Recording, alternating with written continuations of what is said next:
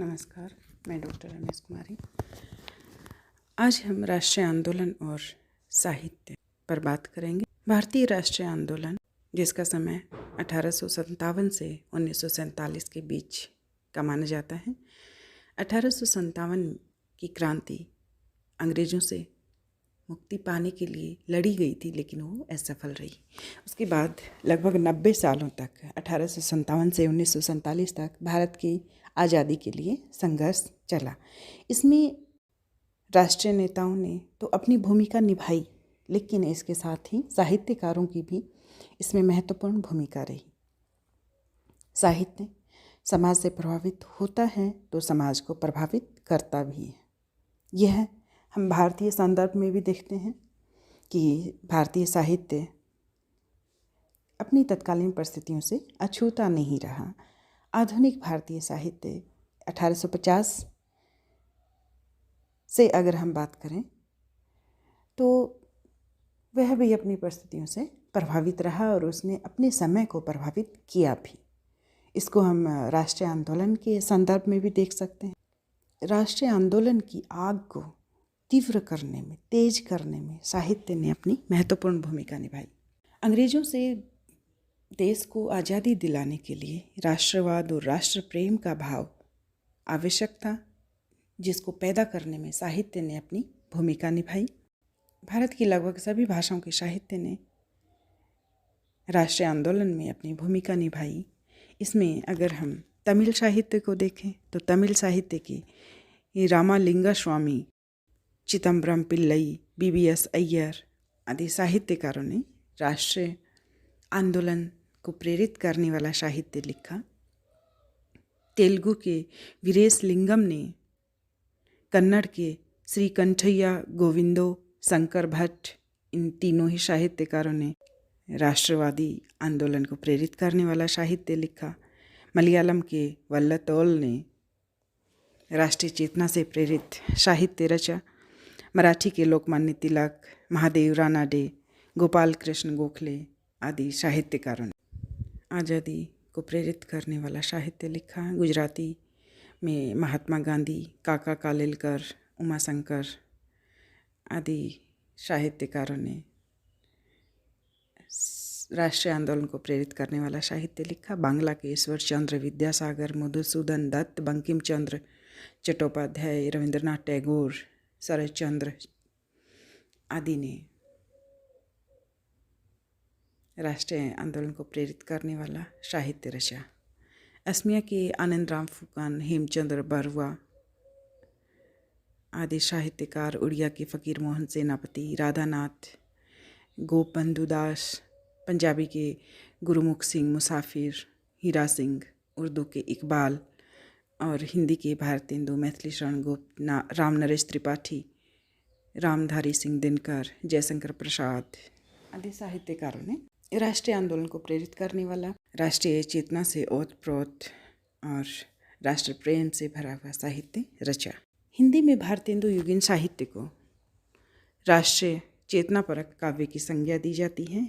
इससे स्पष्ट होता है कि इस काल की कविता की सर्वाधिक उल्लेखनीय विशेषता इसमें व्यक्त देशभक्ति और राष्ट्रीय भावना है। भारतेंदु हरिश्चंद्र आधुनिक हिंदी साहित्य में राष्ट्रीय चेतना के सर्वप्रथम कवि हैं। उनकी काव्य रचनाओं और नाटकों में देश प्रेम का स्वर सबसे ऊंचा है। प्रताप नारायण मिश्र, बद्रीनाथ नारायण, चौधरी प्रेमघन और अन्य तत्कालीन कवियों की कविताओं में भी वह स्वर बराबर मुखरित हुआ है। ये कवि अंग्रेजी शासन की शोषण की नीति का विरोध करते हैं, भारत के प्राचीन गौरव और महापुरुषों का आख्यान करते हैं, गुलामी के कारणों पर विचार करते हैं और देश के नवयुवकों को प्रबोधित करते हैं। इस प्रकार की राष्ट्रीय चेतना की अभिव्यक्ति हिंदी कविता में पहली बार हुई, इसमें कोई संदेह नहीं है। प्रबोधनी कविता में भारतेंदु ने देश की दयनीय स्थिति का वर्णन करते हुए देश के नवयुवकों को संबोधित किया है। नए जमाने की मुकरियों में भी कवि अंग्रेजों के अन्याय, अत्याचार, शोषण, अनीति आदि का पर्दाफाश करते हैं। इन मुकरियों में व्यंग्य की धार भी तीखी है। विदेशी शासन द्वारा दी जाने वाली उपाधियों आदि पर इनका व्यंग्य उनकी राष्ट्रीय भावना को उजागर करता है। इनकी उनकी खिदमत करो, रुपया देते देते मरो, तब आवई मोही करन खराब, क्यों सखी साजन नहीं किताब। ये भारतेंदु ने लिखा। इसी प्रकार मैथिली शरण गुप्त, सियाराम शरण गुप्त, श्रीधर पाठक, राम नरेश त्रिपाठी आदि द्विवेदी युगीन कवियों ने भी अपने साहित्य में देश प्रेम की भावना का स्वर मुखर किया है। मैथिली शरण गुप्त इस युग के प्रतिनिधि कवि माने जाते हैं। उनकी सभी रचनाओं में देशभक्ति का स्वर प्रधान है। भारत भारती, जयद्रथ वध, साकेत, द्वापर आदि काव्यों में उनकी देशभक्ति को देखा जा सकता है। भारत भारती देश प्रेम की अभिव्यक्ति के कारण ही अपने समय की लोकप्रिय रचना बन गई थी। इसमें कवि ने देश के अतीत, वर्तमान और भविष्य पर विचार किया है। मैथिली शरण गुप्त ने लिखा है, हम कौन थे, क्या हो गए हैं और क्या होंगे अभी, आओ विचारें आज मिलकर ये समस्याएं सभी। एक तरफ वो देश की समस्याओं पर विचार करने की बात कहते हैं और दूसरी तरफ उन लोगों को भी चेताते हैं जिनमें देश प्रेम नहीं है। ऐसे लोगों के बारे में मैथिली शरण गुप्त ने भारत भारती में ही लिखा है, जिसको न निज गौरव तथा न निज देश का अभिमान है, जिसको न निज गौरव तथा न निज देश का अभिमान है, वह नर नहीं पशु निरा है और मृतक समान है। यानी जिसको अपने देश पर गर्व नहीं है, अपने देश पर अभिमान नहीं है, वह मनुष्य नहीं है, बल्कि वह केवल पशु है और मरे हुए के समान है। पशु को कोई फर्क नहीं पड़ता है कि वह किस देश का रहने वाला है। पशु को सिर्फ अपने पेट भरने से मतलब होता है। उसी प्रकार मैथिली शरण गुप्त ने उन लोगों को भी उस पशु की ही संज्ञा दी है जिनको अपने देश की गुलामी आज़ादी से कोई फर्क नहीं पड़ता है। तो मैथिली शरण गुप्त ने देश प्रेम से प्रेरित रचनाएं लिखी, देशभक्ति को जगाने वाली कविताएं लिखी। इसी प्रकार अगर हम माखनलाल चतुर्वेदी की कविता पुष्प की अभिलाषा को देखें, मुझे तोड़ लेना वनमाली, उस पथ में देना तुम फेंक, मातृभूमि पर शीश चढ़ाने, जिस पथ जावें वीर अनेक। इसमें पुष्प यानी फूल की अभिलाषा राष्ट्रीय आंदोलन में अपना योगदान देना चाहता है। एक फूल का देश प्रेम क्या है उसके बारे में कवि ने बताया है कि फूल माली को कहता है कि मुझे तोड़ लेना, कि माली को देख कर के फूल डरता नहीं है, बल्कि वह खुद माली को कहता है कि मुझे तुम तोड़ लेना और उस रास्ते पर फेंक देना। रास्ते पर फेंकने की बात कर रहा है फूल, सजाने की नहीं, कि रास्ते पे फेंक देना।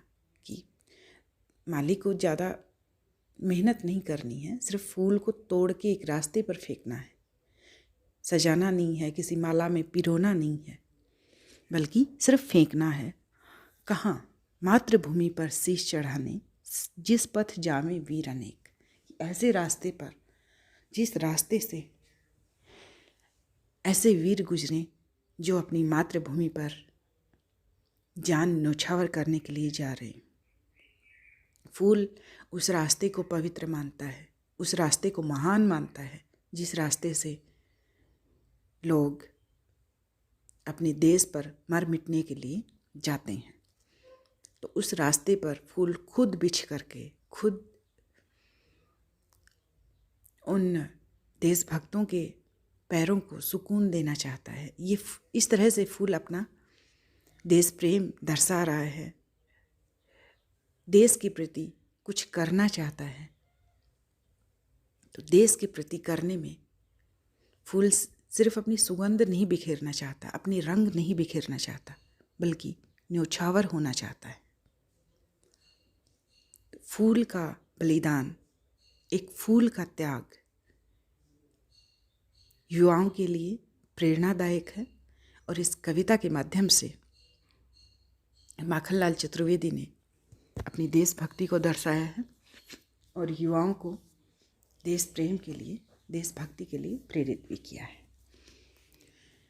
इसी प्रकार सुभद्रा कुमारी चौहान ने झांसी की रानी कविता में 1857 की क्रांति में महत्वपूर्ण भूमिका निभाने वाली झांसी की रानी का उल्लेख किया है। इसके माध्यम से